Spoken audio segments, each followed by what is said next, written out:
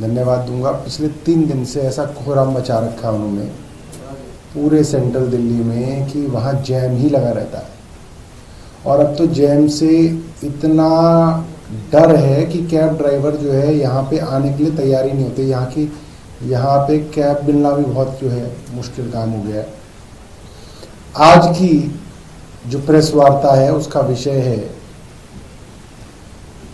रेखा गुप्ता जी को अब केजरीवाल के नाम से भी डर लगने लगा है। वैसे तो कोई उनकी सभा नहीं हुई थी जिसमें वो केजरीवाल जी का नाम ना लेते हों, उनकी सरकार का नाम ना लेते हों, मगर अब 1 साल बाद भी केजरीवाल शब्द से इतना डर है कि भारतीय जनता पार्टी की सरकार का 1 साल पूरा होने के उपलक्ष्य में आम आदमी पार्टी ने ये होर्डिंग लगाई। 1 साल दिल्ली बेहाल, याद आ रहे केजरीवाल। इसके अंदर कोई हमने भारतीय जनता पार्टी के बारे में बात नहीं की, हमने कोई रेखा गुप्ता की फोटो नहीं लगाई, ना हमने इसके अंदर नरेंद्र मोदी जी की फोटो लगाई। वो भारतीय जनता पार्टी जो आम आदमी पार्टी की सरकार के खिलाफ हर रोज भद्दे भद्दे होर्डिंग लगा के मीडिया को भेजती थी कि भाई जाओ सुबह जाके कवर कर लो, हमने वहां होर्डिंग लगाया, और इलीगल होर्डिंग लगाते थे। India Gate, Connaught Place, central Delhi के अंदर बाकायदा इलीगल होर्डिंग लगा के रोज भद्दे भद्दे घटिया गाली गलौच वाले होर्डिंग लगा के जो भारतीय जनता पार्टी करती थी, आज भारतीय जनता पार्टी को ये साधारण होर्डिंग भी बर्दाश्त नहीं हो रहा। 1 साल दिल्ली बेहाल, याद आ रहे केजरीवाल। क्यों बर्दाश्त नहीं हो रहा? क्योंकि सच है और सच चुभ रहा है। ये जो बात इस होर्डिंग पे लिखी हुई है, ये बात हर दिल्ली वाले की जुबान पे है। रेखा गुप्ता कितनी ही नौटंकी कर ले, कितने ही मोहल्ला क्लिनिक को पोत पोत के उनको आरोग्य मंदिर बना दे, कितने ही स्कूलों के ऊपर से बाबा साहब अंबेडकर स्कूल ऑफ एक्सीलेंस हटा के सीएम श्री का नाम रख ले, कितना ही एक्यूआई मॉनिटरिंग स्टेशन पर पानी छिड़क ले, मगर दिल्ली वाले अरविंद केजरीवाल को याद कर रहे हैं। ये बात सच है। और ये तिलमिलाहट, ये झुंझलाहट, ये खौफ रेखा गुप्ता का आज हमें दिखा।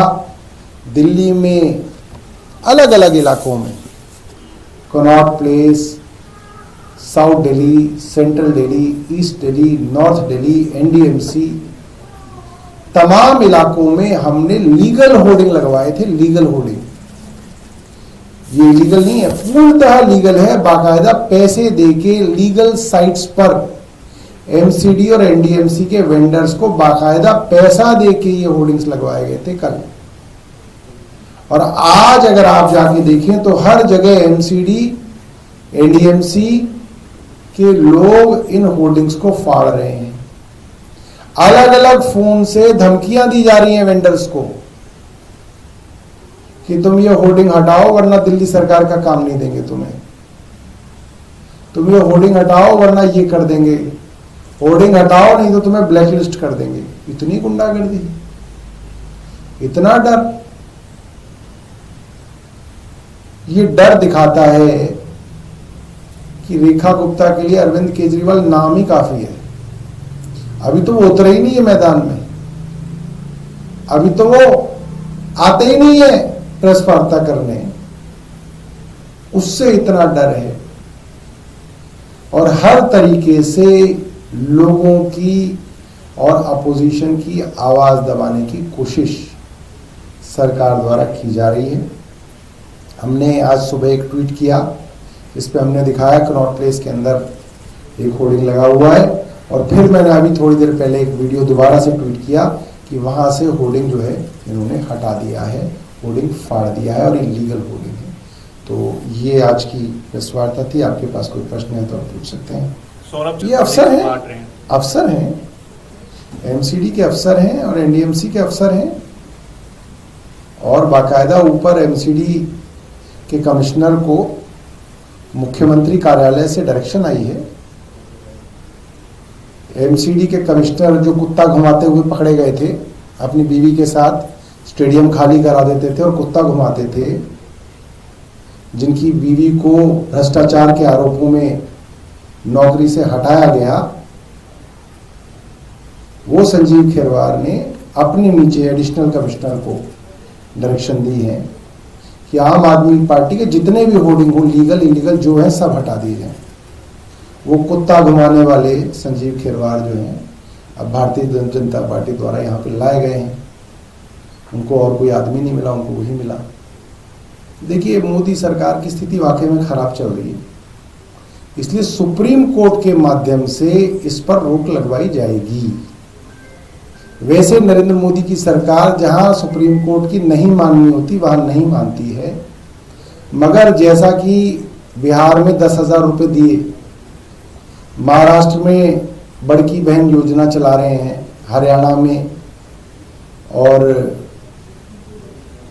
एक और राज्य है मध्य प्रदेश में, इन्होंने वो योजना शुरू की है। अब ये वो दे नहीं सकते आगे, ये उसको सस्टेन नहीं कर सकते। इन्होंने चुनाव जीतने के लिए वो योजना चला तो दी, अब चुनाव जीत लिए, अब इनको वो योजना बंद करनी है, इसलिए सुप्रीम कोर्ट के माध्यम से इन योजनाओं को बंद करा रहे हैं। अगर नहीं मानना होता तो सुप्रीम कोर्ट की कभी नहीं मानते, और कई मौकों पे इन्होंने सुप्रीम कोर्ट की बिल्कुल नहीं मानी। यहां ये सुप्रीम कोर्ट की मानना चाहते हैं, इसलिए सुप्रीम कोर्ट की टिप्पणी को भी सरकार ही पूरा जोर देके अखबारों में और टीवी में भी चलवाएगी कि भैया इसको अच्छे से चलाओ, कि सुप्रीम कोर्ट बहुत नाराज हो गया। सुप्रीम कोर्ट नाराज नहीं है, अगर सरकार की हालत खराब है, चुनाव अब जीत लिए, अब नया पैतरा ढूंढा जाएगा चुनाव जीतने के लिए, इस पैतरे से तो जीत लिए और अब आगे देने नहीं है, तो अब सुप्रीम कोर्ट को ढाल बना के वो जो पैसा देना है अब इनको हर महीने, उसको रोकने का जो पूरा जो है, ये आप कॉन्स्पिरेसी मान लीजिए, षड्यंत्र जो है ये शुरू हो गया है। और अब आप कुछ दिनों में इस चीज को बहुत बढ़ाया जाएगा, साहब सुप्रीम कोर्ट नाराज हो गया, अब सरकार को सुप्रीम कोर्ट की माननी पड़ जाएगी साहब, इसलिए ना सरकार ने बंद कर दिया क्योंकि साहब सुप्रीम कोर्ट ने मना कर दिया।